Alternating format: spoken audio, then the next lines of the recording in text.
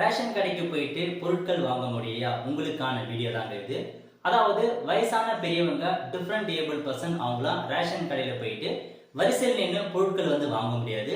அவங்களுக்காக தமிழக அரசு புதுசா ஆன்லைன்ல ஒரு ஆப்ஷன் கொண்டு வந்திருக்காங்க.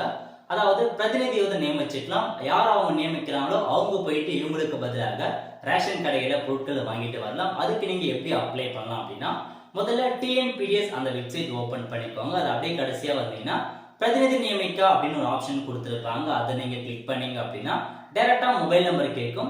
உங்க ரேஷன் கார்டுல எந்த மொபைல் நம்பர் கொடுத்து பதிவு பண்ணிருக்கீங்களோ அந்த மொபைல் நம்பரை என்டர் பண்ணிட்டு சப்மிட் பண்ணதுக்கு அப்புறம் அந்த மொபைல் நம்பருக்கு ஓடிபி வரும். அந்த ஓடிபி என்டர் பண்ணிட்டு சப்மிட் கொடுத்தீங்க அப்படின்னா இந்த மாதிரி தான் உங்களுக்கு ஆத்தரைஸ்டு பர்சனுக்கான இன்ஃபர்மேஷன் கேட்கும். ஸோ நீங்க யாரை ஆத்தரைஸ்டு பர்சனா நியமிக்க போறீங்களோ அவங்க நேம் பார்த்தா இங்கிலீஷ்ல என்ன, தமிழ்ல என்ன, அவங்க டேட் ஆஃப் பர்த் என்ன, அவங்க உங்களுக்கு எந்த மாதிரி ரிலேஷன் வேணும், உங்க நெய்பரா இல்ல ரிலேட்டிவா, அந்த மாதிரி ஆப்ஷன் கேட்கும். அந்த ஆப்ஷனை கொடுத்துட்டு அவங்க ஆதார் கார்டு அப்லோட் பண்ணிட்டு சப்மிட் கொடுத்தீங்க அப்படின்னா அப்ளிகேஷன் சப்மிட் ஆயிடும்.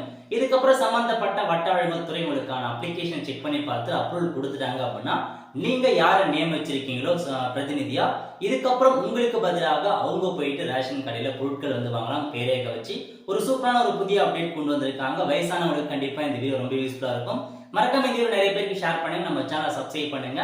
அடுத்த ஒரு நல்ல சந்திப்போம். நன்றி, வணக்கம்.